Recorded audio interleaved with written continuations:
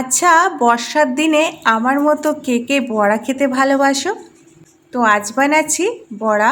আর এই বড়া বানানোর জন্য আমি মুসুর ডাল, ছোলার ডাল ধুয়ে 5 ঘন্টার জন্য ভিজিয়ে রেখেছিলাম। জল ঝরিয়ে মিক্সির জারের মধ্যে নিয়েছি। তার মধ্যে সমস্ত কিছু মশলা দিয়ে এরকম দানা ভাব রেখে বেটে নিয়েছি।